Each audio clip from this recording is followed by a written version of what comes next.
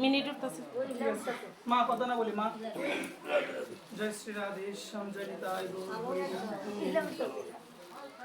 ইলার প্রতিদিন উঠে ইলা উঠো দিদিরা প্রতিদিন উঠে ব্যাংকার মানে গান ঘুরে মানে আমার কাছে আসতেছে ব্যাংকার মানে উঠে উঠে ব্যাংকার বাইবার তুলে না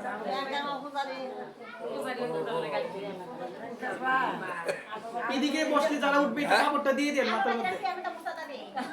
মাথার মধ্যে আমার কমেন্ট করবো মানুষ ডাক লাগে আমি তো দাঁড়িয়ে বসে আমার ডাক লাগে খালি প্রিয়ঙ্কার মা উঠে আর আমি না না আমি না ছিলাম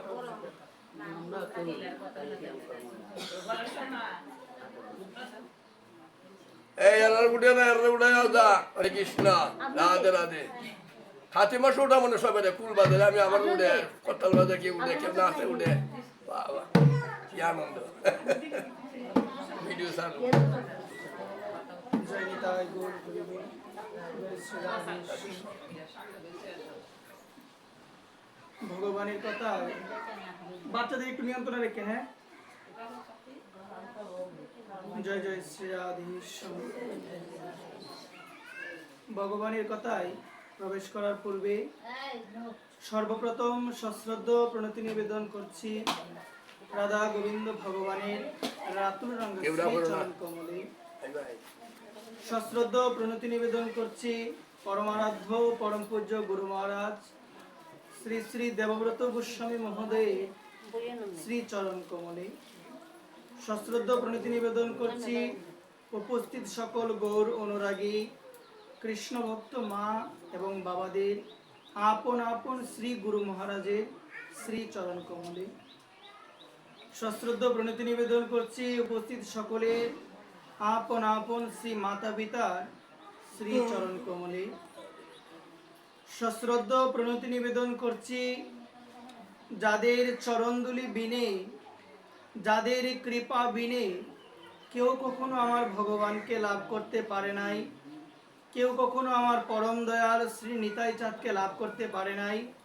সেই সমস্ত গৌর অনুরাগী ভগবানের নিষ্কিঞ্চন শুদ্ধ ভক্ত তাদের শ্রী চরণ কমলে আমি অধম শ্রী ব্যাসপীঠ থেকে জানাই অবনত মস্তকে দণ্ডবোধ প্রণাম জয় নিতাই গৌর হরিবোল আমি সকল মায়েদের চরণে বারবার নিবেদন করছি আমরা যেন কথা বলা বন্ধ করি অত্যন্ত সুস্পষ্টভাবে কায়মন বাক্যে শ্রদ্ধাপূর্ণ হৃদয়ে ভগবানের কথার প্রতি আমরা একটু ধ্যান দিব যতটুক সময় শ্রী গোবিন্দের কথা শ্রবণে আমরা থাকব ততটুক সময় যেন কায়মন বাক্যে মনে প্রাণে শ্রী গোবিন্দের কথা আমরা শ্রবণ করতে পারি সেই দিকে আমরা সবাই সচেষ্ট হব জয় নিতাই গৌর হরিবোল শ্রীমদ্ ভগবদ গীতা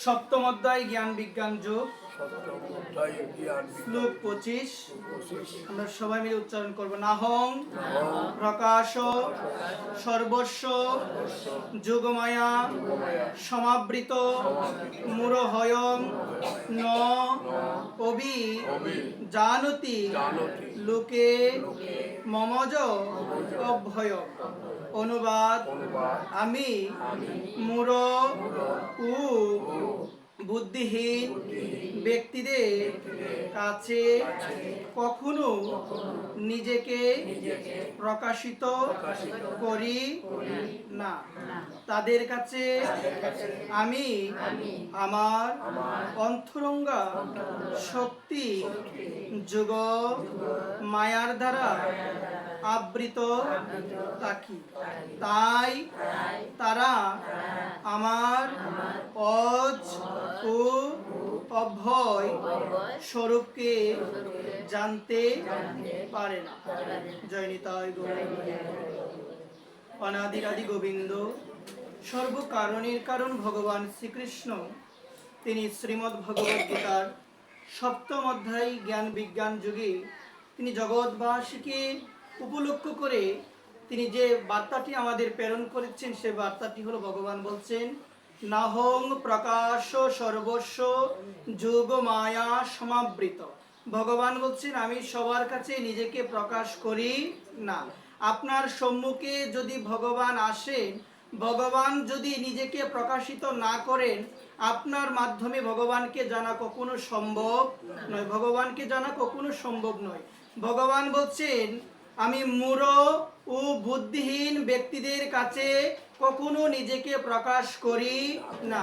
যার মধ্যে ভক্তি নেই, যার অন্তরে ভগবানের প্রতি ভক্তি নেই, যার অন্তরে ভগবত সম্বন্ধীয় কোনো জ্ঞান নাই, যার অন্তরে আমার করুণাময়ী রাধারানী সম্বন্ধে কোনো জ্ঞান নাই, যার অন্তরে শ্রীমদ্ ভগবত গীতা সম্বন্ধে কোনো জ্ঞান নাই, সেই ব্যক্তির সামনে যদি আমার ভগবান এসে উপস্থিত হয়, সেই ব্যক্তি ভগবানকে কখনো চিনতে পারবে না। ভগবান অনাদিরাদি গোবিন্দ, সর্বকারণের কারণ ভগবান শ্রীকৃষ্ণ। তিনি শ্রীমদ্ ভগবত গীতার মধ্যে বলছেন, ভক্তা মাম অভিজানতি, কেবলমাত্র ভক্তির দ্বারা আমাকে জানা যায়। ভক্তি যদি অন্তরে না থাকে, ভক্তি যদি হৃদয় মাঝে না থাকে, আমার পক্ষে ভগবানকে জানা কখনো সম্ভব নয়। ভগবান হচ্ছে এই চরাচর বিশ্ব ব্রহ্মাণ্ডের যা কিছু দেখতে পাচ্ছি সমস্ত কিছুর মালিক। ওই ভগবানকে আমাদের মতো আমরা অধপতিত জীব সাধারণ ক্যাপাসিটির মাধ্যমে ভগবানকে কখনো জানতে পারবো না। তার মানে শাস্ত্র বলছেন, ভগবানকে যদি আমি জানতে চাই, ভগবানকে যদি আমি উপলব্ধি করতে চাই, আমার অন্তরে থাকা প্রয়োজন ভগবানের শ্রীচরণে শুদ্ধ ভক্তি। একবার ভগবানের প্রতি যদি ভক্তি না থাকে আমাদের অন্তরে, ভগবানকে কখনোই আমরা জানতে পারবো না। আমরা দেখতে পেয়েছিলাম শাস্ত্রের মধ্যে এমনও কিছু ব্যক্তির নাম উল্লেখ করেছে যাদের সঙ্গে আমার ভগবান ছিল, যাদের সঙ্গে আমার ভগবান বিভিন্ন কথাবার্তা বলেছেন, কিন্তু তাদের অনেক জ্ঞান ছিল। এত জ্ঞান থাকার পরও তারা কিন্তু ভগবানের সঙ্গে থাকার পরও তারা আমার ভগবানকে চিনতে পারে নাই, তারা আমার ভগবানকে জানতে পারে নাই। তাদের মধ্যে রাবণ রয়েছে, তাদের মধ্যে রয়েছে শকুনি রয়েছে, তাদের মধ্যে কংস রয়েছে, যারা আমার ভগবানকে চিনতে পারে নাই, যারা আমার ভগবানকে জানতে পারে না। তাদের অনেক শক্তি ছিল, তাদের অনেক জ্ঞান ছিল, কিন্তু তাদের অন্তরে ভক্তি ছিল না। আর ভগবান বলছেন, যাদের অন্তরে ভক্তি নাই তারা কখনো আমায় জানতে পারে না। ভগবান কখন কোন বেশে আমার সামনে আসে, এবং আমার অন্তরে যদি ভক্তি না থাকে, আমার অন্তরে যদি গোবিন্দের প্রতি ভালোবাসা না থাকে, আমার সামনে এসে গোবিন্দ উপস্থিত হলেও, করুণাময়ী রাধারানী উপস্থিত থাকলেও তাকে আমি চিনতে পারবো না। একবার প্রেম সে।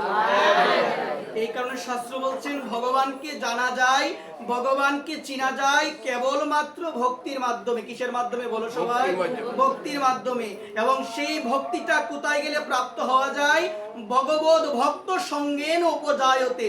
শাস্ত্র বলছেন, ভক্ত সঙ্গ করলে, ভক্তদের কৃপাতে অন্তরে ভক্তি লাভ হয়, যে ভক্তির মাধ্যমে রাধা গোবিন্দের শ্রী যুগল চরণ পাওয়া যায়। এই কারণে শাস্ত্র বলছেন, আমাদের মনুষ্য জীবনের এত বড় প্রয়াস, আমরা গীতা পাঠে আসি, আমরা সকালে ঘুম থেকে উঠে স্নান করে তিলক পরিধান করি, তিলক সেবা করি, তিলক সেবা করার পরে আমরা ভগবান গোবিন্দের সেবা দিচ্ছি, ভগবানের নাম জপ করি। কারণ হলো একটাই, আমরা যেন কাকে লাভ করতে পারি বলো সবাই? ভগবানকে লাভ করার জন্য আমাদের মনুষ্য জীবনের এত বড় প্রয়াস।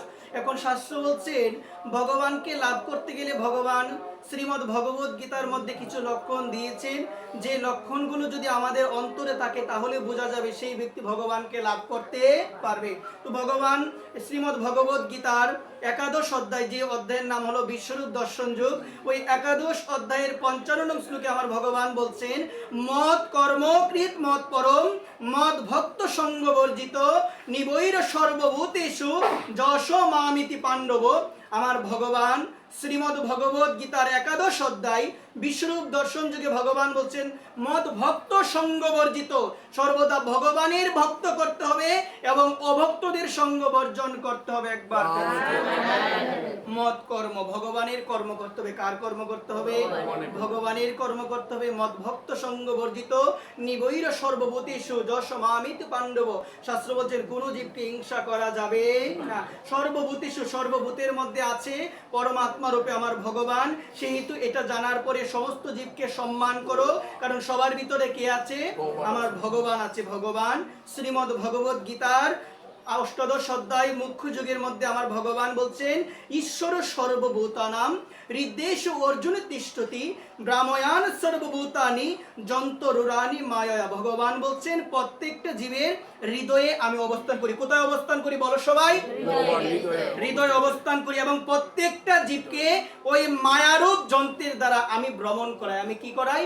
ভ্রমণ করাই। তো এই জায়গার মধ্যে লক্ষণীয় হলো অন্তরে যদি মা ভক্তি না থাকে, অন্তরে যদি ভগবানের প্রতি প্রেম না থাকে, আমাদের হৃদয়ে যদি ভগবানের প্রতি ভালোবাসা না থাকে, যত কিছুই করি না কেন ভগবানকে পাওয়া যাবে না। আমরা দেখতে পেয়েছিলাম শাস্ত্র বলছেন প্রেম ছাড়া গোবিন্দের শ্রীচরণ কখনো পাওয়া যায় না। সেটা মীরাবাই সিদ্ধান্ত দিয়েছিল।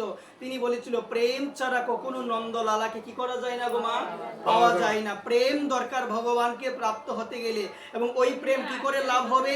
ওই প্রেম লাভ করতে গেলে ভগবানের নাম করতে থাকো। ভগবানের নাম করতে করতে আমাদের হৃদয় থেকে সমস্ত ময়লা দূরে যাবে। আর যখন আমাদের হৃদয় থেকে সমস্ত ময়লা দূরে যাবে, ওই নামের কৃপাতে আমাদের মধ্যে আমাদের অন্তরে প্রেম জন্ম নিবে। একবার প্রেম কি করতে হবে? বেশি করে বলো সবাই, নাম করতে হবে। বেশি করে নাম করো। নাম করতে করতে হৃদয় মাঝে যে বহু জন্মের পাপ তাপ রয়েছে, সমস্ত পাপ নাম প্রভুর কৃপাতে আমাদের দূর হয়ে যাবে। সমস্ত ময়লা, সমস্ত ধুলি যে রয়েছে হৃদয় মাঝে, সমস্ত পাপ দূর হয়ে যাবে ভগবানের নামে। কারণ ভগবান বলছেন নাম ও নামকারী বহুদা নিজ সর্বশক্তি। ভগবান বলছেন শিক্ষাষ্টকের 2য় শ্লোকে আমি আমার সমস্ত শক্তি নামের মধ্যে দিয়ে দিয়েছি।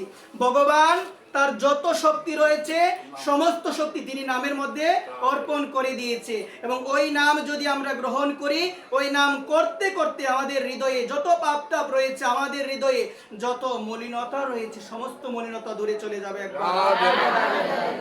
এই কারণে ভক্তি সহকারে, প্রেম সহকারে ভগবানকে যদি কিছু দাও, তাহলে ভগবান সেটা গ্রহণ করবে। ভগবানের সম্মুখে যদি আমি রাজভোগ দেই এবং আমার অন্তরে যদি প্রেম না থাকে, আমার অন্তরে যদি ভালোবাসা না থাকে, ভগবান কখনো গ্রহণ করবে না। আর ভগবানকে দেওয়ার মতো আমার কোনো সামর্থ্য নাই। ভগবানকে আমি কি দিব? কিছু সামর্থ্য নাই। আমি যদি ছোট পরিমাণে একটু কলা চিনিও ভগবানকে দেই, এবং দেওয়ার মাঝখানে যদি আমার প্রেম ভালোবাসা থাকে, আমার ভগবান সেটাই কিন্তু গ্রহণ করবে। একবার প্রেম। বৃন্দাবনে আমরা দেখতে পেয়েছিলাম বর্ষনা ধামে। কোন ধামে বলো সবাই? বর্ষনা ধাম হলো আমার শ্রীমতী করুণাময়ী রাধারানীর ধাম। কার ধাম গো মা? রাধারানীর ধাম। বৃন্দাবনের বর্ষনায় ওই করুণাময়ী রাধারানীর মন্দিরের পাশে আমার একজন বৃদ্ধ বাবা বসে থাকে। বয়স অনেক হয়ে গিয়েছে, তো তিনি বসে থাকে। এবং ওই মন্দিরে যে সমস্ত ভক্তবৃন্দ যায়, তারা যাওয়ার পথে আমার বাবাকে কিছু দেয়। ওইটা সংগ্রহ করে, মাধুকরী সংগ্রহ করে আমার বাবা তার জীবন ধারণ নির্বাহ করে। বাবা কি করে? জীবন ধারণ নির্বাহ করে। তো একদিন বাবা কি করলো, তার তো অনেক অসুবিধা হয়, বৃদ্ধ হয়ে গিয়েছে, তবু তিনি মন্দিরে যায় আমার করুণাময়ী শ্যাম সুন্দর রাধারানীকে দর্শন করার জন্য।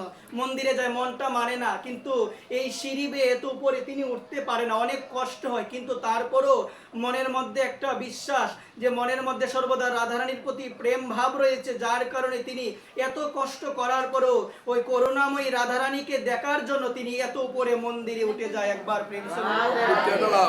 একদিন কি হলো মা, একদিন সেই ভক্ত বৃদ্ধ বাবা আমার, তিনি মন্দিরে গিয়েছে। মন্দিরে যাওয়ার পরে তিনি শ্রীমতী করুণাময়ী রাধারানীর বসনে যে পোশাকটা পরানো হয়েছে, সেটা দেখার পরে তিনি মনে মনে চিন্তা করলো, আমি এতটাই হত দরিদ্র, আমি এতটাই দরিদ্র, রাধারানীকে একটা পোশাকও আমি কিনে দিতে পারি না। আমাকে মাধুকরী সংগ্রহ করে জীবন ধারণ করতে হয়। আজকে আমার রাধারানীকে এত সুন্দর পোশাকটা পরানো হয়েছে, তার মনে একটা ইচ্ছা জাগলো, আমিও যদি রাধারানীকে একটা পোশাক দিতে পারতাম, আমিও যদি দিতে পারতাম। কারণ দেওয়ার মতো তো রাধারানীকে কিছু নাই। কি দিব বলো তো?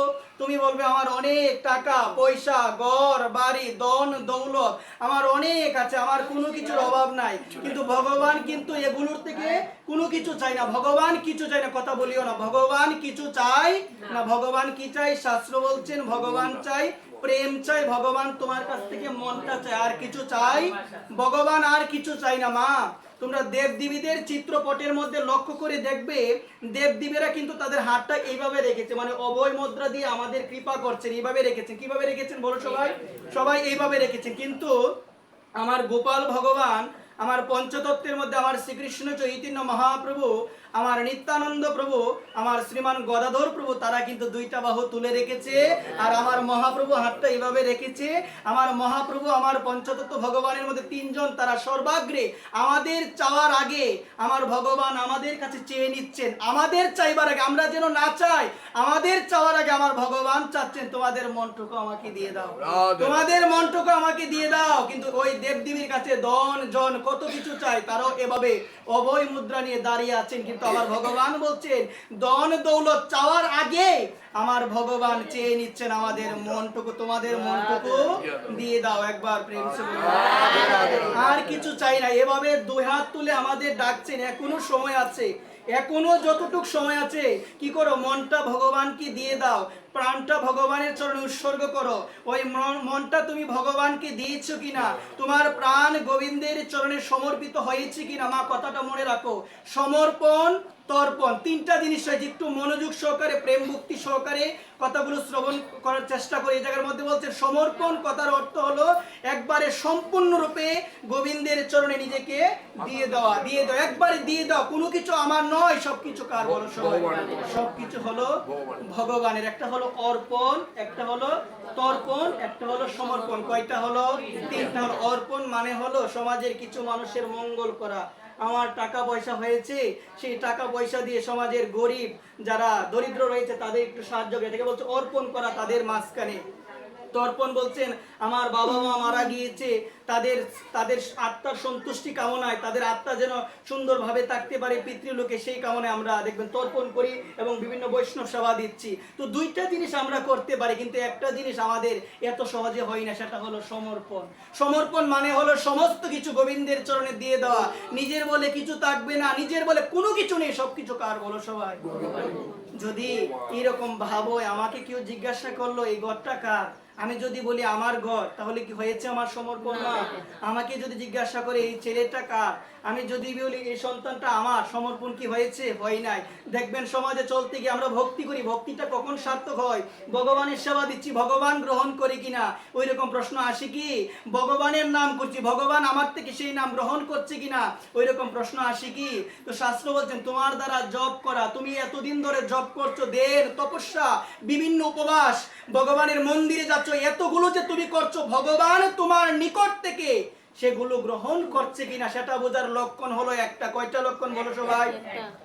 এতদিন ধরে আমি তীর্থে গেলাম, আমি জপ করলাম, মন্দিরে গেলাম, কত কিছু করলাম, এগুলো যাওয়ার পরে ভগবান গ্রহণ করেছে কিনা, এটা বোঝার লক্ষণ হলো সাধু মুখে হরিকথা শ্রবণ করা, ভক্ত সঙ্গতে গিয়ে আমার রুচি আসা। যদি ওই রকম না হয়, আমি বিভিন্ন সেবা দিচ্ছি, আমি বিভিন্ন কিছু করছি, ঘরের মধ্যে বসে থেকে নাম জপ করছি, আমি সেবা দিচ্ছি, আমি বিভিন্ন তীর্থে যাচ্ছি, কিন্তু যেখানে সাধু সঙ্গ হয় সেখানে যদি আমি না যাই, সেখানে যাওয়ার যদি আমার রুচি না থাকে, সাধু সঙ্গে গিয়ে হরিকথা শ্রবণে যদি আমার আসক্তি না থাকে, বুঝতে হবে আমার ভগবান এগুলোর থেকে একটু আমার কোনো কিছু গ্রহণ করে না। একবার রাধে রাধে। এই কারণে আমার সকলের চরণে নিবেদন থাকবে, ভগবানকে ভালোবেসে মনপ্রাণ দিতে হবে। কিন্তু আমরা হয়েছি একদম বিপরীত।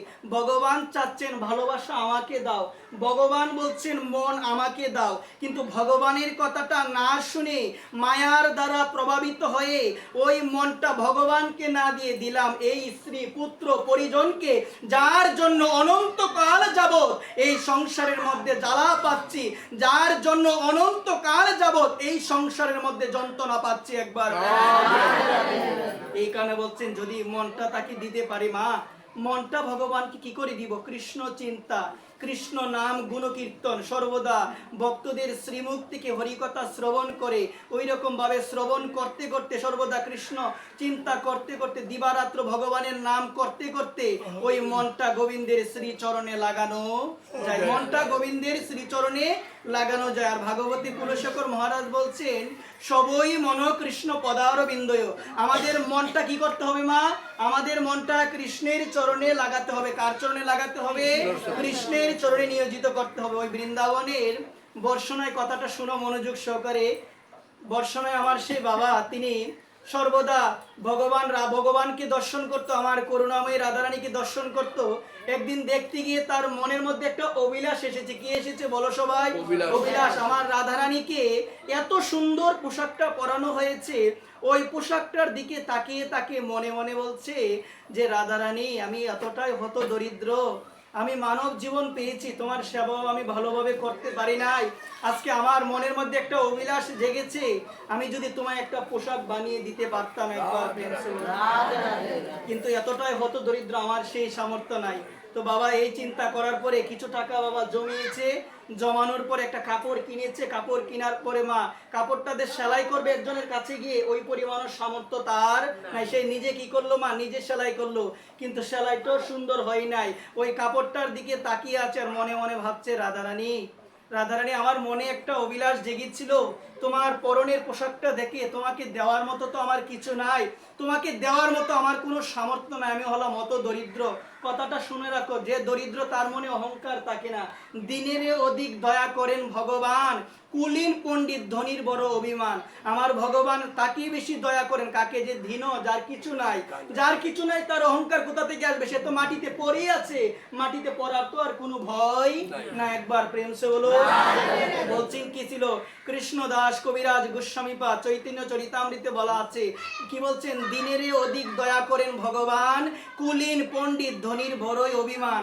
যার ভিতরে অভিমান আছে, যার ভিতরে অভিমান অহংকার, আমার মহাপ্রভুর কৃপা তার উপরে কখনো বর্ষিত হবে না। একবার এখানে বলছে নাম করতে থাকো, নাম করতে করতে দেখবে হৃদয় মাঝে থেকে সমস্ত অহংকার তোমার দূরে চলে যাবে। আর তোমার হৃদয়ে কোনো অহংকার আছে কিনা সেটা বোঝার লক্ষণ হলো, তোমার মধ্যে যদি কোনো গর্বতা প্রকাশ পায়, তুমি যদি কারোর সঙ্গে উচ্চ স্বরে কথা বলো, তাহলে বুঝতে হবে তোমার অন্তরে কি আছে? অহংকার পরিপূর্ণ। আর যে হৃদয়ে অহংকারে পরিপূর্ণ থাকে, সেই হৃদয়ে আমার ভগবান কৃষ্ণ কখনো থাকতে পারে না। একবার প্রেমসে বলো। আজকে সেই বাবা পোশাকটা বানানোর পরে পোশাকটার দিকে তাকিয়ে আছে আর দেখছে সেলাইও ভালোভাবে হয় না, সেলাইও করা হলো না। তারপরও আজকে যাচ্ছে মন্দিরে, কিন্তু বাবা তিনি ছিলেন বৃদ্ধ, তো ভালোভাবে হাঁটতেও পারেন। আস্তে আস্তে করে যখন আমার করুণাময়ী রাধারানীর মন্দিরে যাবে, মা সিঁড়িতে গিয়েছে, সিঁড়িতে যাওয়ার পর একটু কি করলো? ক্লান্ত হয়ে গিয়েছে, বসে গিয়েছে, আর যেতে পারছে না। মনে মনে রাধারানীর কথা চিন্তা করছে এবং ভাবছে, কোনো মানুষ যদি দেখে আমি রাধারানীর জন্য ওই রকম একটা কাপড় নিয়ে যাচ্ছি, মানুষ জানে আমাকে কি? ওই রকম চিন্তা করছে। হঠাৎ ছোট একটা মেয়ে 7 থেকে 8 বছরের বয়স হবে, দৌড়ে এসেছে আমার বাবার কাছে। বৃদ্ধ বাবার কাছে এসে বলল যে তোমার হাতে কি গো এটা? বলছেন আমি একটা কাপড় বানিয়েছিলাম আমার করুণাময়ী রাধারানীর জন্য। এই কথা বলার পর বলছে দেখি তো, আমাকে একটা বার দেখাও। এই কথা যখনই বলেছে, বলার পরে ওই বৃদ্ধ বাবা আমার কাপড়টা দেখালো, আর ওই ছোট মেয়েটা কাপড়টা নিয়ে দৌড় দিয়ে চলে গিয়েছে। যখন চলে গিয়েছে, বাবা বলছে তুমি কোথায় যাচ্ছ? আমার কাপড় দিয়ে যাও, আমি আমার প্রাণেশ্বরী রাধারানীর জন্য আমি বানিয়েছি অনেক কষ্ট করে, আমার সামর্থ্য নাই, তুমি দিয়ে যাও। ক্রন্দন করছে, কিন্তু সে তো আর আসে না। তো মন্দিরে তো অনেক মানুষই যায়, তার কিছুক্ষণ পরে যখন মন্দিরে 2 জন ভক্ত যাবে আমার রাধারানীকে দেখার জন্য, 2 জন ভক্ত যখনই যাবে আমার রাধারানীকে দেখার জন্য, তখন দেখতে পেল তারা প্রতিমধ্যে এই সিঁড়ির মধ্যে বসে একজন ব্যক্তি ক্রন্দন করছে। বলছে বাবা তুমি কেন ক্রন্দন করছো? বাবা তখন সমস্ত ঘটনা ইতিবৃত্তান্ত খুলে বলল যে আমি তো এতটাই দরিদ্র, আমার মনে একটা বাসনা জেগেছিল, আমার করুণাময়ী রাধারানীর জন্য যদি আমি একটা পোশাক বানাতে পারতাম। আমি অবশেষে যেমনই হোক আমার রাধারানীর জন্য একটু বানিয়েছিলাম পোশাক আমি, কিন্তু একটা মেয়ে এসে আমার সেই পোশাকটা নিয়ে চলে গিয়েছে। একবার চলে গিয়েছে। তখন 2 জন ভক্ত বলল চিন্তা করবেন না, এখন তো আর কিছু করার নাই, আপনি কাঁদলেও তো আর পাবেন না, কোনো কিছু করার তো নাই, আপনি চলেন, আমরা 2 জন মিলে ধরে আপনাকে নিয়ে যা, আপনি আপনার করুণাময়ী রাধারানীকে প্রাণ ভরে নয়ন ভরে একটাবার আপনি দর্শন করে আসেন। এই কথা বলার পরে তখন তারা 2 জন মিলে আমার সেই বৃদ্ধ বাবাকে নিয়ে গেল। মা একটা কথা মনোযোগ সহকারে শোনো, যখনই মন্দিরে গেল, মন্দিরে যাওয়ার পরে আমার বৃদ্ধ বাবা যখনই শ্যাম সুন্দর করুণাময়ী রাধারানীর দিকে তার দৃষ্টি দিবে, দৃষ্টি দেওয়ার পরে সঙ্গে সঙ্গে লক্ষ্য করলো আমার সেই বৃদ্ধ বাবা সে যে পোশাকটা বানিয়েছিল আমার করুণাময়ী রাধারানীর জন্য, আমার রাধারানী সেই পোশাকটা পরে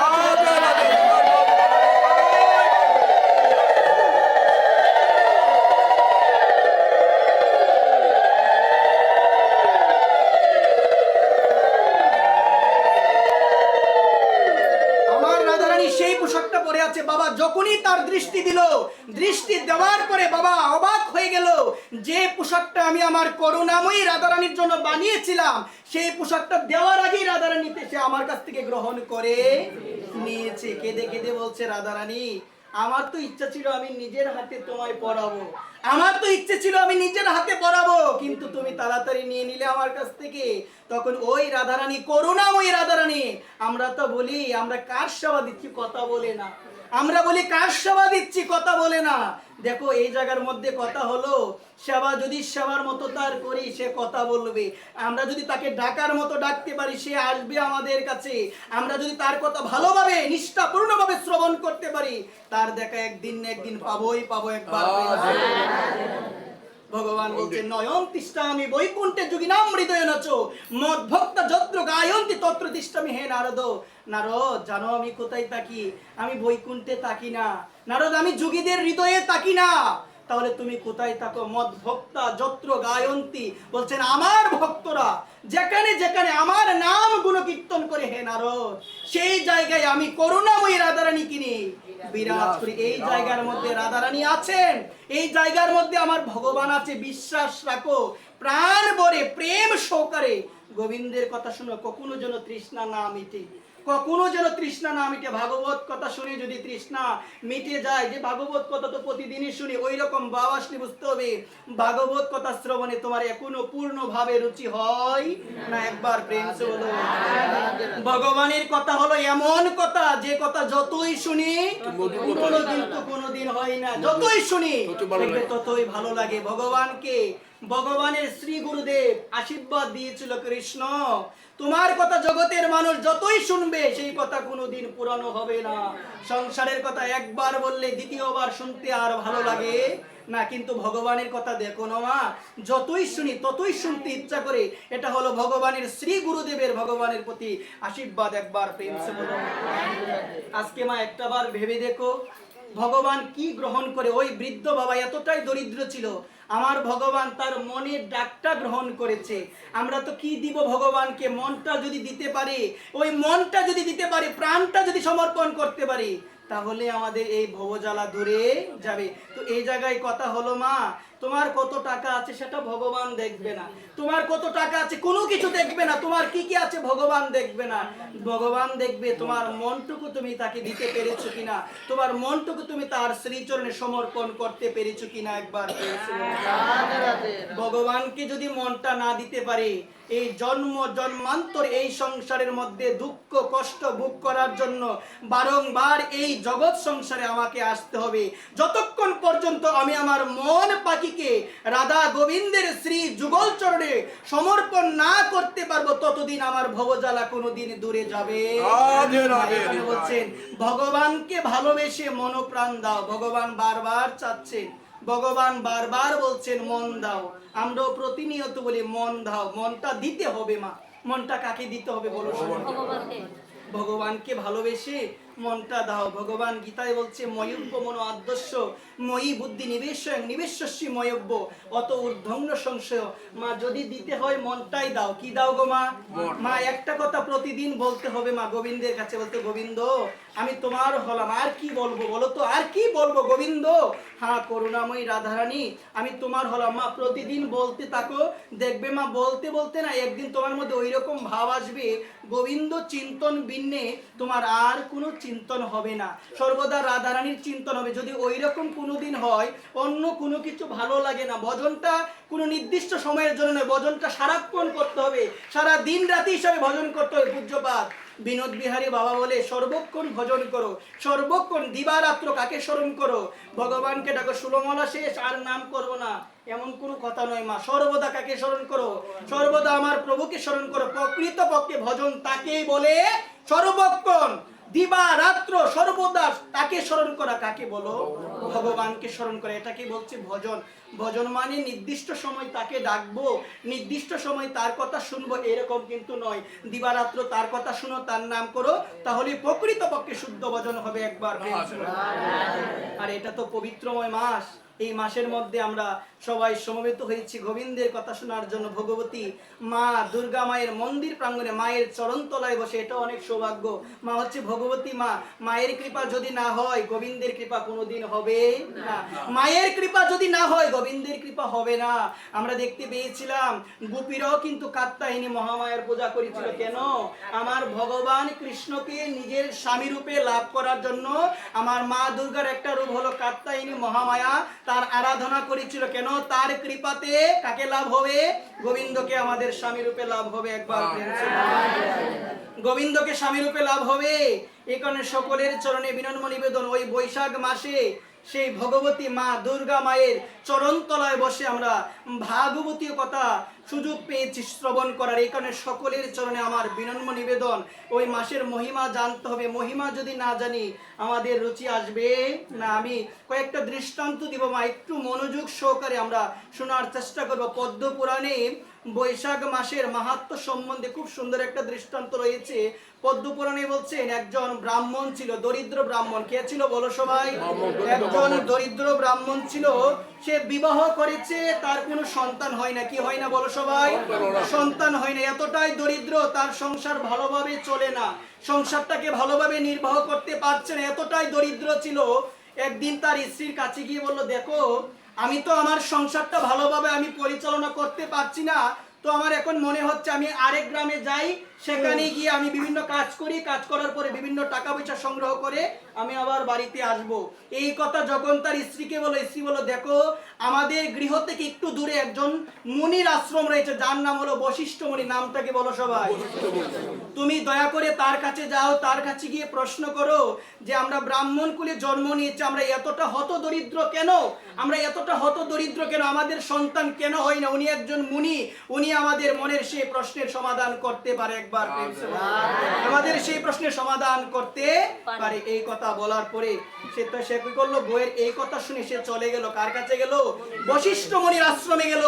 বশিষ্ঠ মুনির আশ্রমে যাওয়ার পরে বশিষ্ঠ মুনিকে অবনত মস্তকে দণ্ডবত প্রণাম জানিয়েছে। মনের মধ্যে যে প্রশ্নগুলো ছিল সেই প্রশ্নগুলো বশিষ্ঠ মুনির চরণে সমর্পণ করেছে। বলেছে যে আমি ব্রাহ্মণ কুলে জন্ম নিয়েছি, আমি হত দরিদ্র, আমি হলাম হত দরিদ্র, আমার সন্তান হয় না। আপনি দয়া করে বলুন আমি কি এমন পাপ করেছি, আমার দ্বারা কি এমন পাপ হয়েছে যার কারণে আমার কোনো বিয়ে হচ্ছে না, সন্তানও হচ্ছে না, আমার পরিবারের কোনো উন্নতিও হচ্ছে না। এই কথা বলার পরে তখন বশিষ্ঠ মুনি বলল, দেখো তুমি পূর্ব জীবনে ছিল অনেক পাপী, পূর্ব জীবনে কোনোদিন তুমি ভগবানকে ডাকো নাই, কোনোদিন তুমি ভগবানের নাম করো নাই, তুমি সর্বদা অপকর্ম, তুমি সর্বদা পাপ কর্মে লিপ্ত ছিল, কোনোদিন তুমি ভগবানকে ডাকো নাই, সর্বদা তুমি পাপ কর্ম করতে, সর্বদা তুমি অন্যায় অন্যায় অপকর্মতে তুমি লিপ্ত ছিলে, কোনোদিনই তুমি আমার রাধারানীকে ডাকো নাই, ভগবানকে ডাকো নাই। একবার প্রেম সে বলো, সত্য কথা বলো না, সর্বদা তুমি অসত্য কথা বলেছো, সর্বদা অসত্য কথা বলেছো, এবং তুমি ছিলে অনেক কৃপণ, অনেক কৃপণ ছিলে তুমি। কথা শুনো মনোযোগ সহকারে, তুমি ছিল অনেক কৃপণ, তোমার অনেক ধন ছিল, তোমার অনেক ধন ছিল, অনেক সম্পদ ছিল, কিন্তু তুমি তোমার স্ত্রীকে সেই সমস্ত সম্পদ ভালোভাবে ব্যয় করতে দেও নাই, তুমি তোমার ছেলেকে তোমার সেই সম্পদ ব্যয় করতে দেও নাই, সর্বদা তুমি সেই সম্পদ লুকিয়ে রেখেছো। একবার প্রেম সে, এবং তুমি যখন মৃত্যুবরণ করেছো, মৃত্যুবরণ করার আগেও তুমি তাদের বলতে পারো নাই তোমার সেই সম্পদগুলো কোথায় ছিল, সেই সম্পদগুলো কোথায় ছিল বলতে পারো নাই। আর তুমি যখন মৃত্যুবরণ করেছো তারা কোনো কিছুই জানে না তোমার সম্পদ কোথায় আছে, এবং তারা সেই দরিদ্রকুলে অবস্থান করে, তাদেরও কিছুদিন পরে মৃত্যু হয়েছে। এই যে তুমি কৃপণ ছিলে, তুমি তোমার সন্তান স্ত্রীকে নিজের পরিজনকে তুমি ধন দাও নাই, সর্বদা লুকায়িত অবস্থায় তুমি তোমার ধনটাকে রেখেছো। এই কারণে তোমার জন্ম হয়েছে কোন কুলে? ব্রাহ্মণ কুলে হয়েছে, এবং হত দরিদ্র, তোমার কোনো সন্তান হচ্ছে না। তখন সে বলল, আপনি বললেন, আপনার কথা আমি সম্পূর্ণরূপে বুঝলাম, কিন্তু একটা প্রশ্ন আমার ভিতরে রয়ে গিয়েছে। এই চতুর্বর্ণের মধ্যে শ্রেষ্ঠ বর্ণ হচ্ছে ব্রাহ্মণ। কোন বর্ণ বলো সবাই? ব্রাহ্মণ। তাহলে আপনি বললেন আমি পাপ কর্ম করেছি, আমি কৃপণ ছিলাম, আমি আমার স্ত্রী পুত্রকে ভালোভাবে আমার নিজের সম্পদ দেই নাই, সর্বদাই আমি লুকায়িত অবস্থায় রেখেছি, তাহলে আমার ব্রাহ্মণ কুলে কেন জন্ম হলো? আমার ব্রাহ্মণ কুলে কেন জন্ম হলো? আমার তো আরো অধোগতি হওয়ার কথা।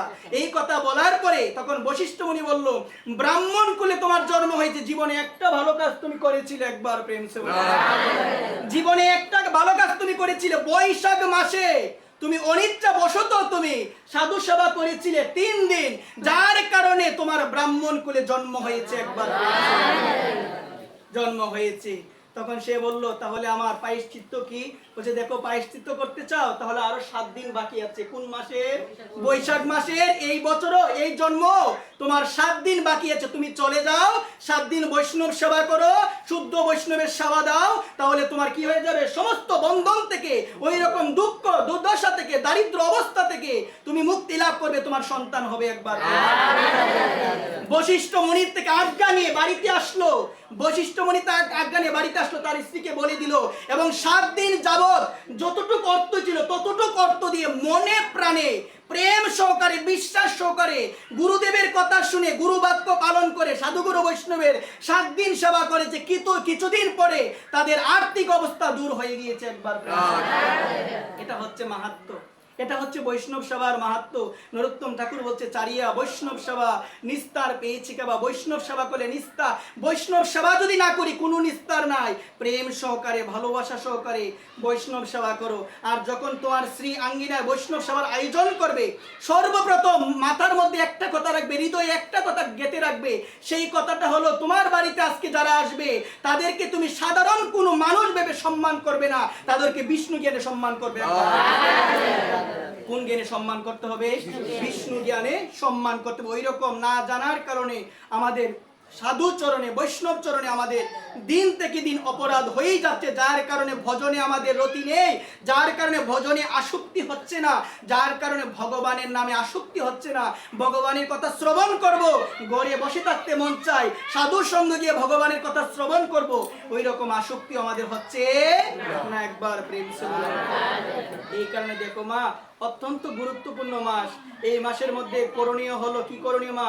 তুলসী সেবা বেশি করে করতে হবে। স্বয়ং ভক্তি মহারানী, যার কৃপাতে আমাদের অন্তরে ভক্তি লাভ হয়, যার কৃপাতে আমাদের অন্তরে ভক্তি লাভ হয়, যে ভক্তির মাধ্যমে গোবিন্দের চরণ পাওয়া যায়, সেই ভক্তি মহারানীর সেবা করতে হবে। বেশি বেশি করে তুলসী তলায় জল দান করতে হবে, প্রেম ভক্তি সহকারে জল দান করতে হবে, প্রদক্ষিণ করতে হবে তুলসী মহারানীকে, এবং বৈষ্ণব সেবা এবং দান করতে হবে। যার যতটুকু সামর্থ্য রয়েছে সেই সামর্থ্য অনুযায়ী যথার্থ কোনো ব্রাহ্মণ, নিষ্ঠাপূর্বক কোনো ব্রাহ্মণকে দান করো, নিষ্ঠাপূর্বক কোনো সাধুকে দান করতে হবে। একবার প্রেম সহ। এটা হচ্ছে বৈশাখ মাসের মহিমার মধ্যে, মাহাত্ম্যের মধ্যে রয়েছে। বৈষ্ণব সেবার অনেক মহিমা মা। একটু প্রেম সহকারে, একটু শ্রদ্ধা সহকারে যদি বৈষ্ণব সেবা করতে পারো, কি গতি হয় শোনো মা। তুঙ্গভদ্রা নদীর তীরে একজন ব্যক্তি বাস করতো, যার নাম ছিল কটাল। নামটা কি বলো সবাই? তুঙ্গভদ্রা নদীর তীরে একজন ব্যক্তি বাস করতো, যার নাম হলো কটাল। কটাল ছিল পাপী। পাপী মানে কে গো মা? যে ভগবানকে ডাকে না, সর্বদা অপকর্ম করে, সর্বদা পাপ কর্ম করে, কোনোদিন ভগবানকে ডাকে না, কোনোদিন ভগবানকে ডাকে না। একদিন ওই কটালের শ্রী আঙ্গিনার নিকট কটাল শুয়ে আছে। একটু মনোযোগ সহকারে শুনো। সে শুয়ে আছে, এখন অনেক ঝড় বৃষ্টি হচ্ছে।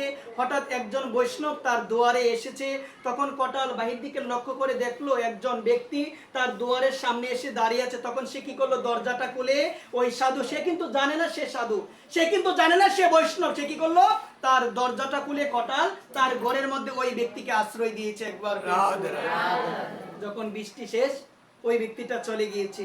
কিছুদিন পরে মৃত্যু তো একদিন আমাদের সবার হবে, সবাইকে একদিন মরতে হবে। কেউ কিন্তু আমরা অমর নয়, কেউ অমর নয়, সবাইকে মরতে হবে। তো এই জায়গা বলছে কটাল তার যখন আয়ু শেষ হয়ে গেছে, সে মৃত্যুবরণ করেছে। কি করেছে? মৃত্যুবরণ করার পরে স্বাভাবিকভাবে তার গতি কোথায় হবে গো? নরকে গিয়েছে। নরকে যাওয়ার পরে যমরাজ চিত্রগুপ্তকে ডাক দিয়ে বলছে, চিত্রগুপ্ত তুমি দেখো তো কটালের জীবনী, দেখো সে কোনো পুণ্য কাজ করেছে কিনা, কটালের জীবনী তো দেখো সে কোনো ভালো কাজ করেছে কি না। ওই কথা বলার পরে দেখলো তার জীবনে কোনো ভালো কাজ নাই। সব কাতার মধ্যে যতগুলো লিস্ট রয়েছে শুধু লাল কালি। শুধু কি কালি গো? একবার প্রেম সে বলো। এভাবে দেখতে দেখতে শেষ পর্যায়ে গিয়ে দেখলো বলছেন যে যমরাজ ওর জীবনে একটা ভালো কাজ আছে, এটাও অজান্তে করেছিল। ও শুয়ে আছে এক সময় কটাল, তখন অনেক বৃষ্টি হচ্ছিল, জ্বর হচ্ছিল, অনেক জ্বর। তখন একজন ব্যক্তি কটালের দুয়ারে এসে দাঁড়িয়েছিল। তখন কটাল তার দরজাটা খুলে দিয়ে জায়গা দিয়েছিল তখন তার ঘরের মধ্যে। এটাই হচ্ছে ওর জীবনে সব থেকে পুণ্য কাজ। একবার যমরাজ বলছে ডাক দিয়ে, দেখো তুমি তোমার জীবনে কোনোদিন ভালো কাজ করো নাই, কিন্তু একদিন অজান্তে, তুমি জানতে না কিন্তু অজান্তে তুমি করেছিলে একজন বৈষ্ণবকে তোমার শ্রী আঙ্গিনায় আশ্রয় দিয়েছিলে, যার কারণে তোমার গতি হবে আবার একটা মনুষ্য কোলে। কিন্তু দেখো, তুমি তো অনেক পাপ কর্ম করেছো, তোমাকে নরকে শাস্তি ভোগ করতে হবে, কিন্তু আমি ছেড়ে দিলাম তোমার উপরে। তুমি বলো, তুমি কোনটা আগে নিবে, নরকে শাস্তি ভোগ না মনুষ্য জন্ম আগে নিবে? একবার কটাল এই কথাটা যমরাজ যখন বলল, সে একটু দাঁড়িয়ে গিয়ে থমকে গিয়ে চিন্তা করলো, না জেনে না মহিমা জেনে একদিন আশ্রয় দিয়েছিলাম, আর একদিন আশ্রয় দেওয়ার জন্য যদি আমার আবার মনুষ্যকুলে জন্ম হয়, আবার যদি মনুষ্যকুলে জন্ম হয়, তাহলে নরকেরটা আগে নিব না, আগে নিব কোনটা? মনুষ্যকুলে জন্ম নেবার এটাই আগে নিব। বলে দিল যে আমি মনুষ্যকুলে যেতে চাই। তখন যমরাজের চরণে আরেকটা প্রণতি জানিয়েছিল, আমি যেন আমার এই যমরাজের যমলোকের কথাগুলো যেন আমার মনে থাকে, এই আশীর্বাদটুকু আপনি করেন একবার। কারণ আবার জন্ম হলে মায়ার দ্বারা প্রভাবিত হয়ে ভুলে যেতে পারি, এই কারণে আপনি আশীর্বাদ করে দেন যমলোকে আমার সাথে কি হয়েছে, কোন কারণে আমি আবার মনুষ্যকুলে আসছি, এইটা যেন আমার মনে থাকে, আপনি আশীর্বাদ করুন। যমরাজ আশীর্বাদ করেছিল। পৃথিবীতে এসে ছোটবেলা থেকে ভক্ত মনে মনে চিন্তা করলো, জীবনের প্রথম বেলায় চিন্তা করলো, সারা জীবন করেছিলাম আগের জন্মে পাপ, সারা জীবন পাপ করেছি, যার কারণে গিয়েছিলাম নরকে, কিন্তু একদিন আশ্রয় দিয়েছিলাম সাধুকে, মনুষ্যকুলে এসেছি, আমাকে তো আবার নরকে যেতে হবে। সাধু সেবা করি না, বৈষ্ণব সেবা করি না, আমাকে অনেক শাস্তি ভোগ করতে হবে। কিন্তু এই জন্মে যদি আমি সমস্ত জীবন সাধু সেবা করে যাই, এক জনম যদি সাধু সেবা করে অজান্তে যদি করে, যদি আমার মনুষ্যকুলে জন্ম হয়, এবং ওই মনুষ্য জীবনটা যদি আমি পেয়ে আমি যদি সমগ্র জীবন সাধু সেবা করি, আমাকে আর কোনোদিন নরকে যেতে হবে না, আর কোনোদিন নরকে যেতে হবে না।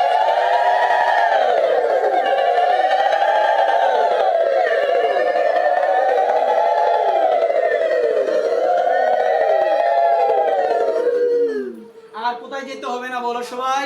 নরকে যেতে হবে। ওই চিন্তা করলো অজান্তে করে যদি মনুষ্য জীবন পায়, আর এই মনুষ্য জীবনটা যদি সাধু সেবায় অতিবাহিত করি, বৈষ্ণব সেবায় যদি অতিবাহিত করি, আমাকে আর যেতে হবে না নরকে। তখন সেই কটাল কি করলো, তার সম্পূর্ণ জীবনটা সাধু সেবায় বৈষ্ণব সেবায় লাগিয়ে দিল। তার গতি হলো ভগবানের চরণে। বলো সবাই, কার সেবা করে গো মা? বৈষ্ণব সেবা করে। এখানে বলছেন কলিযুগের মধ্যে সব থেকে গুরুত্বপূর্ণ সেবা হলো আমার ভগবানও বলছে, আমার পূজা থেকে বড় পূজা হলো আমার ভক্তের পূজা, আমার পূজা থেকে মত ভক্ত পূজা অব্যাধিকা। বলছেন মন্য মনীতি, কি বলছেন, আমার পূজার থেকে শ্রেষ্ঠ পূজা হলো ভাগবতী, আমার ভগবান। উদ্ধব মহারাজকে উপলক্ষ করে জগৎবাসীকে জানিয়ে দিয়েছেন, আমার সেবা করার থেকে উত্তম সেবা হলো কেউ যদি আমার ভক্তের সেবা করে। একবার কার সেবা করে? আমার ভক্তের সেবা করে। এবং ভগবানের চরণে আমাদের একটাই প্রার্থনা, আমরাও যেন আমাদের মনুষ্য জীবনটা ভক্ত সেবা করি। ভগবানের শ্রীচরণে যারা আশ্রিত হয়ে আছেন, তাদের শ্রীচরণে আশ্রয় নিয়ে যেন আমরা আমাদের এই মনুষ্য জীবনটাকে সার্থক করতে পারি, সেই দিকে আমরা প্রয়াসী হব। গোবিন্দের কাছে একটাই প্রার্থনা, গোবিন্দ সর্বদা যেন তোমার ভক্তের চরণে আশ্রিত হয়ে থাকে। কখনো যেন ভুলবশত, প্রমাদবশত, মায়াবশত, যেন মায়ার কারণে যেন তোমার ভক্তের চরণ ছাড়া না হই। মা, যেদিন ভক্তের চরণ ছাড়া হয়ে যাব, বুঝতে হবে সেদিন পরোক্ষভাবে ভগবানের চরণ ছাড়া হয়ে যাব। কলিযুগে যদি ভগবানকে পেতে চাও, ভক্ত সঙ্গ করো, ভক্তের চরণে আশ্রিত হয়ে থাকো। ভগবান বলছে, ভক্তই আমার মাতা পিতা, ভক্তই আমার গুরু, ভক্তই আমার নাম রাখিয়াছে ভাঞ্চা কল্পতরু। একবার প্রেম সে বলছেন না, ভক্ত করে ভক্তের লীলা, আমি করি প্রেম তরঙ্গ লীলা। ভক্তের জীবন বেলা শেষ হয়ে গেলে আমি নিজের হাতে বইটা নিয়ে তাকে ভবনদী পার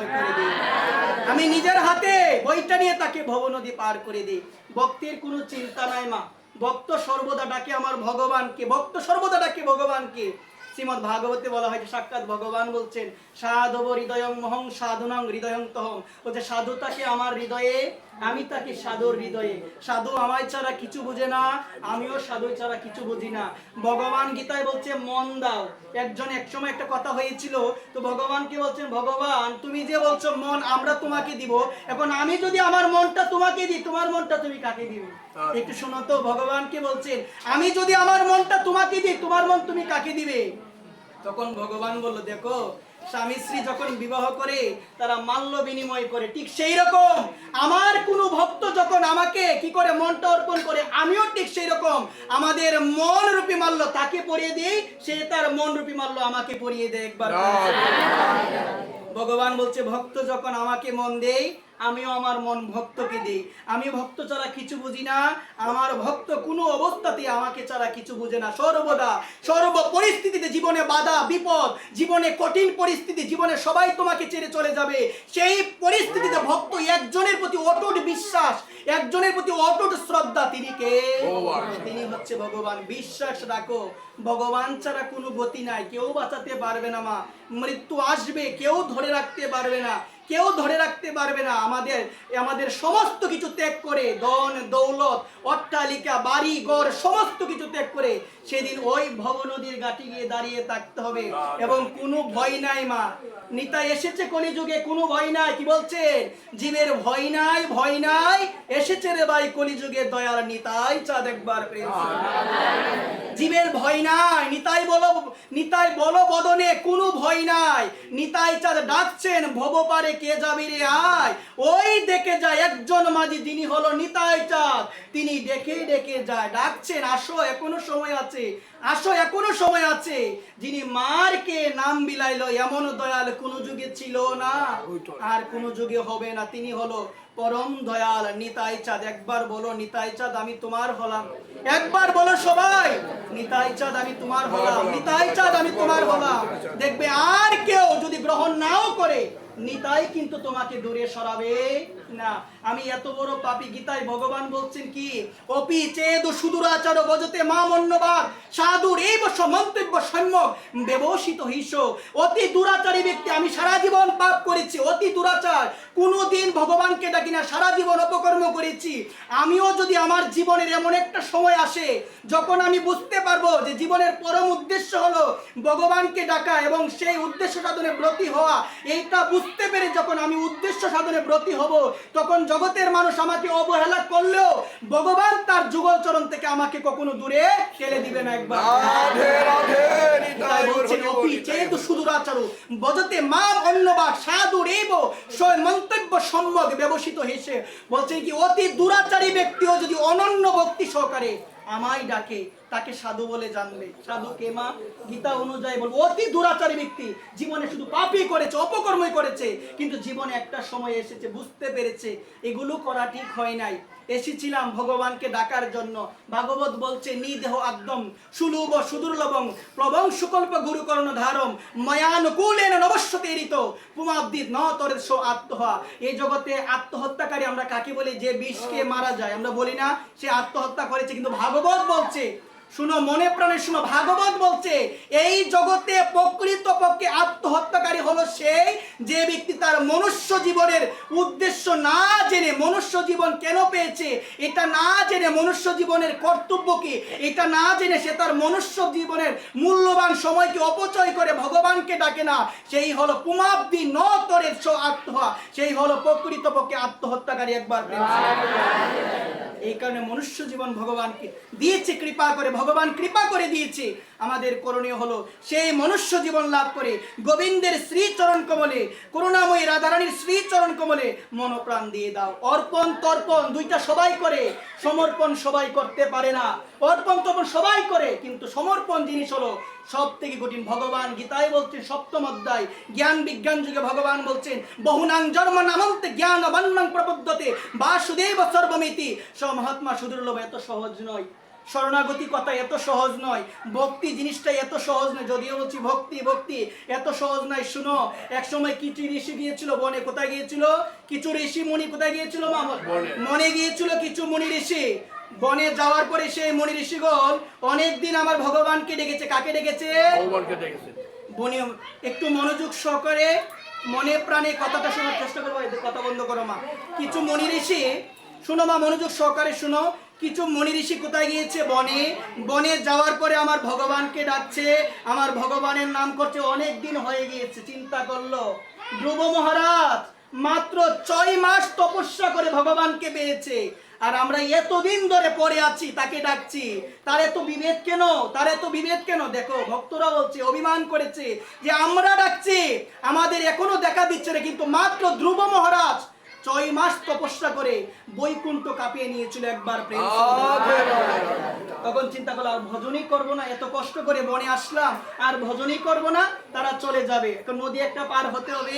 আমার ভগবান চিন্তা করলো আমার ভক্তরা তারা অভিমান করেছে যে আমি বিভেদ করি, এইদিকে মনোযোগ, আমি বিভেদ করি, তারা অভিমান করেছে। এখন দেখো ভগবান সেটা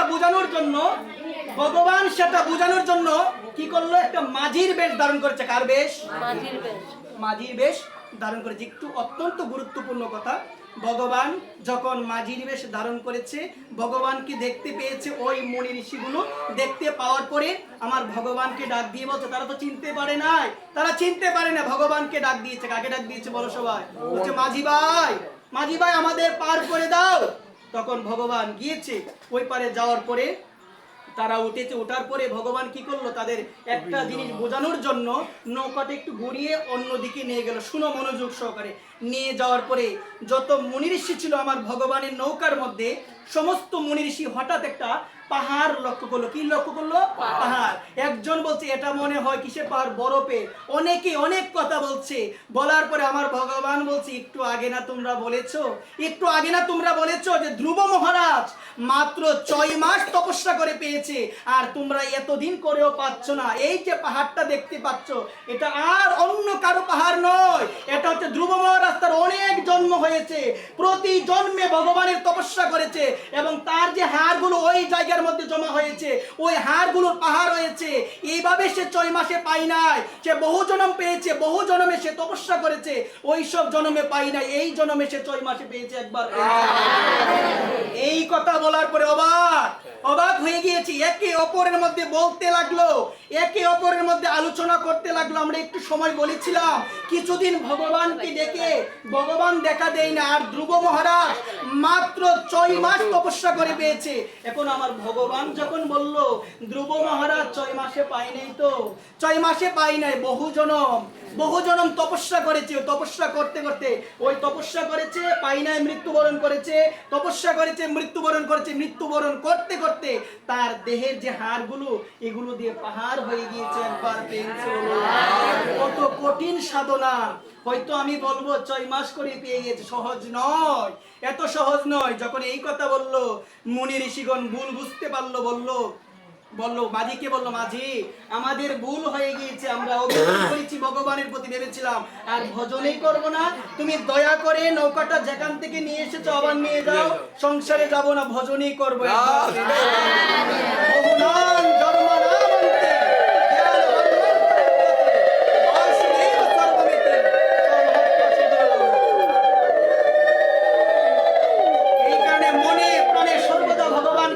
কখন মৃত্যু হবে আমরা কেউ জানি না, সর্বদা কার নাম করো। আমরা কি জানি যে কয়দিন বাঁচবো?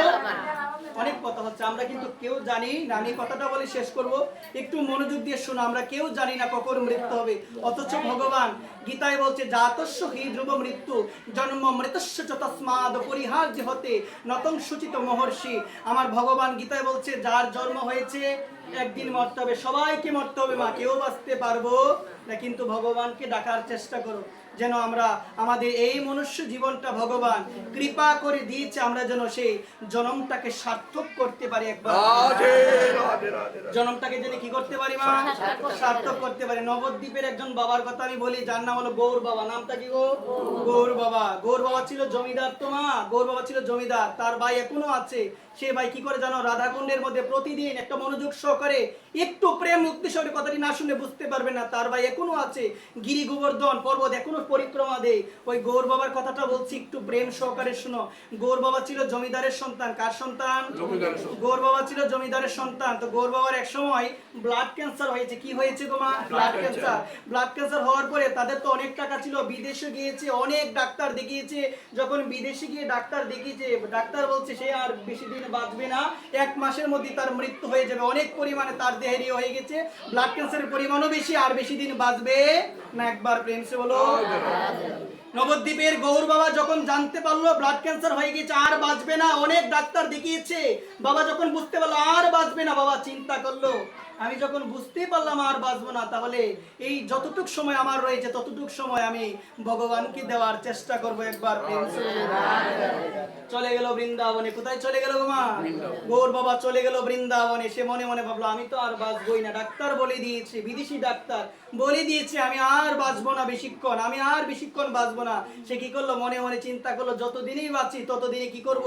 গিরি গোবর্ধন পর্বত পরিক্রমা করব, ভগবানের নাম করব প্রেম ভক্তি সহকারে। একবার প্রেম সহকারে মা প্রেম ভক্তি সহকারে নাম করে আর প্রতিদিন গিরি গোবর্ধন পর্বত পরিক্রমা করে করতে করতে মা শুনো, মনোযোগ সহকারে শুনো, ডাক্তার বলেছিল 1 মাসের বেশি বাঁচবে না। এইভাবে হয়ে গেল 1 বছর। ক বছর হয়ে গেল গো মা? 1 বছর হয়ে গিয়েছে। বাবা চিন্তা করলো, বাবা হঠাৎ চিন্তা করলো ডাক্তার বলেছিল আমি বাঁচবো না, ডাক্তার বলেছিল আমি বাঁচবো না, যে আমার মৃত্যু হয়ে যাবে, আমার ব্লাড ক্যান্সার হয়েছে, এটা বেশি আক্রমণাত্মক হয়ে গিয়েছে, আমার মৃত্যু হয়ে যাবে। বিদেশি ডাক্তার বলেছিল, যখন বলেছিল বাবা গিয়েছিল বৃন্দাবনে পরিক্রমা দিয়ে নাম করে নাম স্মরণ করে, বাবার মৃত্যু হয় না। কিন্তু আজকে 1 বছর হয়ে গেল কোনো কিছু হয় না। এভাবে বাবা নামই করতে থাকে, নামই করতে থাকে, করতে করতে 10 বছর পরে বাবার মৃত্যু হয়েছে। একবার কয় বছর গো? 10 বছর। আরেকদিকে আরেকজন বাবাজি আছে, যার নাম হলো প্রেমানন্দ দাস বাবাজি মহারাজ। আরো 22 বছর আগে কিডনি সমস্যা হয়েছিল, ডাক্তার বলেছিল মাত্র 2 বছর বাঁচবে। কয় বছর গো? বাবা এখনো জীবিত আছে, প্রেমানন্দ দাস বাবাজি মহারাজ বলেছিল ডাক্তার বাঁচবে 2 বছর, কিন্তু বাবা এখনো বেঁচে আছেন, শুধুমাত্র কিডনিকে ডায়ালিসিস করে। অনেক সমস্যা কিডনির, যার কিডনি সমস্যা হয় সে যতই ডায়ালিসিস করুক না কেন তার হাত পা কিন্তু ফুলা দিবেই দিবে। কিন্তু বাবা এখনো 22টা বছর বিজ্ঞানকে ফেল করে দিয়েছে, মেডিকেল সায়েন্সকে বাবা ফেল করে দিয়েছে, বাবা এখনো বেঁচে আছেন। বাবাকে অনেকে কিডনি ডোনেট করতে চায়, দান করতে চায়, ডোনেট করতে চায়, কিন্তু বাবা বলে আমি কারো কিডনি নিব না, আমার একটা কিডনি হলো রাধা আর একটা কিডনি হলো কৃষ্ণ। একবার বাবা এখনো বেঁচে আছে, বাবা এখনো বেঁচে আছে আমাদের মতো অধপতিত জীবদের কৃপা করার জন্য, আমাদের মতো পাপিষ্ঠ জীবদের দয়া করার জন্য। সে মহাপুরুষগুলো থাকা জরুরি, তারা তাদের বাণীরূপ কথার মাধ্যমে আমাদের শিক্ষা দিবে কি করে জীবন যাপন করতে হবে, কি করলে আমার পরম দয়াল নিতাই চাঁদের শ্রীচরণে পাওয়া যাবে, কি করলে আমরা গৌরকে লাভ করতে পারবো। সমস্ত শিক্ষা তারাই দিচ্ছে, এবং তারাই যদি চলে যায় তাহলে এই মেদিনী শূন্য হয়ে যাবে, বৈষ্ণব শূন্য হয়ে যাবে ভূমি। একবার প্রেম সকলের চরণে আমার নিবেদন, একটু শ্রদ্ধা ভক্তি সহকারে ভগবানকে ডাকার চেষ্টা করব। বলছেন ভলো কৃষ্ণ ভজ কৃষ্ণ করো কৃষ্ণ শিক্ষা, যারে দেখে তারে কহে দন্তে তৃণ ধরি, আমারে কিনি আলো ভজ গৌর হরি। যে ব্যক্তি বদনে একবার বলে হ্যাঁ ভজ গৌর হরি, যে ব্যক্তি একবার বলে হ্যাঁ গৌর হরি, সে আমার নিতাই চাঁদকে কিনতে পারে। তোমরা কিনতে চাও গো মা? কিনতে চাও? টাকা লাগবে না মা, ভয় পাওয়ার কিছু না, আওয়াজ দিয়ে বলবে নিতাই চাঁদকে কিনতে চাও সবাই? সবাই কিনতে চান কিনা? কোনো টাকা লাগবে না, পয়সা লাগবে না, জমি লাগবে না, কোনো কিছু লাগবে না। নিতাই চাঁদকে কিনতে গেলে কিসের মাধ্যমে কিনা যাবে? যদি বদনে একবার বলো হ্যাঁ গৌর হরি, হ্যাঁ গৌর হরি যদি বলতে পারো, নিতাই চাঁদকে কিনতে পারবে।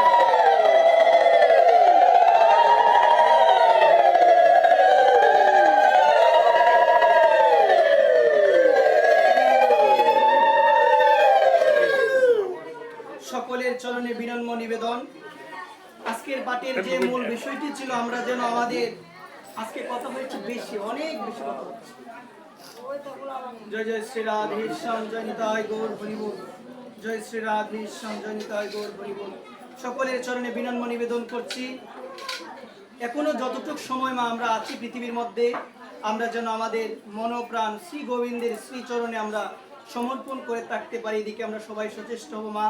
আমাদের জীবন বেলা থেকে একটা দিন গেল মানে একটাবার ভেবে দেখো মা, আমাদের জীবন বেলা থেকে আমাদের ভগবান যে পরমায়ু দিয়েছে সেই দিনগুলো কিন্তু চলে যাচ্ছে। একটা দিন চলে গেল মানে আর সেই দিনটাকে পাবো পাবে মা? বাইরে অনেক কথা হচ্ছে, আর পাবো না। এই কারণে সকলের চরণে আমি অধম নিবেদন করি, বলি মা প্রত্যেকটা দিনকে কৃষ্ণ ভাবনাময় করে তুলো, প্রত্যেকটা দিনকে কৃষ্ণ চিন্তায় নিযুক্ত করে দিল।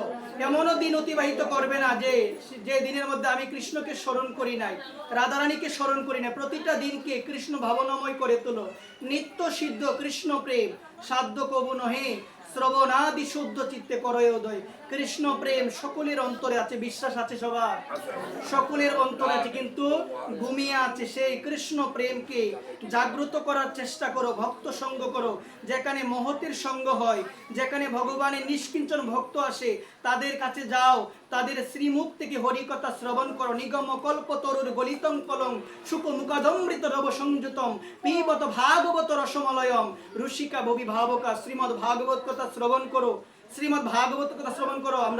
আমরা যদি মৃত্যুকে জয় করতে চাই, একমাত্র ভাগবতামৃত প্রাণ করলে ওই মৃত্যুকে জয় করা যাবে। একবার মৃত্যুকে জয় করতে চাইলে ভাগবত অমৃত আমাদের পান করতে হবে, এমনিতে কিন্তু জয় করা সম্ভব নয়। আমরা দেখতে পেয়েছিলাম পরীক্ষিত মহারাজ, যিনি তার মৃত্যুকে জয় করেছিল। কাকে জয় করেছিল?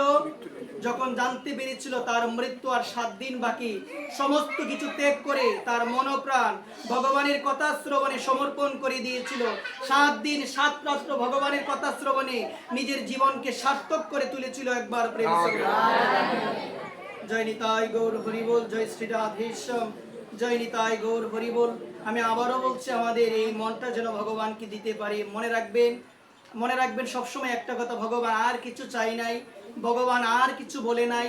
ভগবান বলছেন তোমাদের মনটুকু আমাকে নিবেদন করো। এই মনটুকু যদি নিবেদন করতে পারি, তাহলে আমাদের পক্ষে ভগবানকে লাভ করা সম্ভব, আমাদের ভক্তি জীবন সার্থক হবে, অন্যথায় কখনো সার্থক হবে না। একবার প্রেম বলো। যখন মহামহিম ভীষ্ম, গঙ্গাপুত্র মহামহিম ভীষ্ম সরসজ্জায় শায়িত ছিল। কিসে শায়িত ছিল বলো সবাই? মহামহিম ভীষ্ম যখন গঙ্গাপুত্র ছিল, মহামহিম ভীষ্ম তিনি ছিল সরসজ্জায় শায়িত। যখন আমার ভগবান গিয়েছিল মহামহিম ভীষ্মের নিকটে, কার নিকটে গিয়েছিল? ভগবানের নিকট। দেখো কথা শুনো মনোযোগ সহকারে। মহামহিম ভীষ্ম যখন শায়িত ছিল সরসজ্জায়, আমার ভগবান গিয়েছিল। ভগবান যাওয়ার পরে, ভগবানকে দেখার পরে মহামহিম ভীষ্ম বলেছিল যে বাসুদেব আপনি এসেছেন, কিন্তু আমি সরসজ্জায় শায়িত, আমি আর দাঁড়াতে পারবো না, কারণ অর্জুন তার বাণের মাধ্যমে আমার পা দুটা বিদ্ধ করে দিয়েছে, আমি আর দাঁড়াতে পারবো না। আমার মন চাচ্ছে আমি তোমাকে করজোর করে প্রণাম করি, কিন্তু অর্জুন তার বাণের মাধ্যমে আমার 2টা হাতকে বিদ্ধ করে দিয়েছে, আমি চাইলেও আর প্রণাম করতে পারবো না। আমার মনটা চাচ্ছে তোমার চরণে অবনত মস্তকে আমি প্রণাম জানাই, কিন্তু অর্জুন আমার সমস্ত শরীরকে তীর দিয়ে বিদ্ধ করে দিয়েছে, আমি আর দাঁড়াতে পারবো না, আমি আর প্রণাম করতে পারবো না। কিন্তু বাসুদেব ভগবান কি বলছে? ভগবান, অর্জুন আমার সমস্ত কিছু বিদ্ধ করে দিয়েছে, কিন্তু অর্জুন আমার মনটাকে বিদ্ধ করতে পারে না। অর্জুন আমার মনটাকে বিদ্ধ করতে পারি নাই। আমি আমার মন থেকে তোমাকে অবনত মস্তকে আমি জানাই দণ্ডবত প্রণাম। আমি আমার মন থেকে অবনত মস্তকে তোমার শ্রীচরণে আমি জানাই প্রণতি। অর্জুন সমস্ত কিছু বিদ্ধ করে দিল, অর্জুন আমার মনকে বিদ্ধ করতে পারে নাই। এই জায়গার মধ্যে মহামহিম ভীষ্ম গঙ্গাপুত্র তিনি শিক্ষা দিল, আর কিছু দিতে পারো বা না পারো, মনটা ভগবানকে দিয়ে দাও। এটাই হলো সবথেকে কঠিন। একবার প্রেম আমরা মুখে বলবো মন দাও, আর কাউকে দিও না, সংসারকে দিও না, স্ত্রী পুত্র পরিজনকে দিও না। যদি দাও তাহলে অভিশাপ পাবে। অভিশাপ পেয়ে গিয়েছি, এই সংসারের অনন্ত জ্বালার মধ্যে জ্বলছি, প্রতিনিয়ত কষ্ট পাচ্ছি। এই কষ্ট পাওয়ার পরে আমাদের অন্তরে জ্ঞান আসে না, আমাদের অন্তরে শুদ্ধ চেতনা আসে না, যে মনুষ্য জীবন পাওয়ার উদ্দেশ্য ছিল একমাত্র ভগবান শ্রী হরিকে ভজনা করার জন্য, একমাত্র শ্রী গোবিন্দের শ্রীচরণে আত্মসমর্পণ করে থাকার জন্য। একবার এই কারণে সকলের শ্রীচরণে আমি অধম বেশাসন থেকে প্রণতি নিবেদন করে বলছি, আমরা যেন আমাদের মন রূপী পাখিটাকে গোবিন্দের শ্রীচরণে নিয়োজিত করে রাখতে পারি, সেই দিকে সচেষ্ট হব। প্রতিদিন বলবেন, হে গোবিন্দ আমার মনটা আমি তোমাকে দিলাম, হে গোবিন্দ আমি আমার মনটা তোমাকে দিলাম। বলতে বলতে বলতে বলতে একদিন শুধু মুখ থেকে কথাটা বের হবে না, একদিন দেখবে হৃদয় থেকে বেরিয়ে যাবে কথাটা। একবার যখন তোমার হৃদয় থেকে কথাটা বের হবে যে মন দিলাম প্রভু তোমার চরণে, মন দিলাম হা করুণাময়ী রাধারানী তোমার শ্রীচরণে, আমি আমার মন দিলাম পরম দয়াল নিতাই চাঁদকে, আমি আমার মন দিলাম গৌর হরিকে, তাহলে দেখবেন কি হবে জানেন? তাহলে এই ভবজ্বালা আমাদের আস্তে আস্তে নিবারণ হয়ে যাবে। একবার প্রেম জয় নিতাই গৌর হরিবোল, জয় শ্রী রাধেশ্যাম। ভগবানের কথা এখানে বিশ্রাম দিব। বিশ্রাম দেওয়ার পূর্বে সকল কৃষ্ণ ভক্ত গৌর অনুরাগী মায়েদের চরণ কমলে আমি অধম শ্রী বেশপুর থেকে জানাই অবনত মস্তকে দণ্ডবোধ প্রণাম। পাঠের মধ্যে অসংখ্য ভুল ত্রুটি হয়েছে, আপনারা সবাই আমার সুন্দর দৃষ্টিতে দেখবেন। জয় নিতাই গৌর হরি বল উলুধ্বনি। ও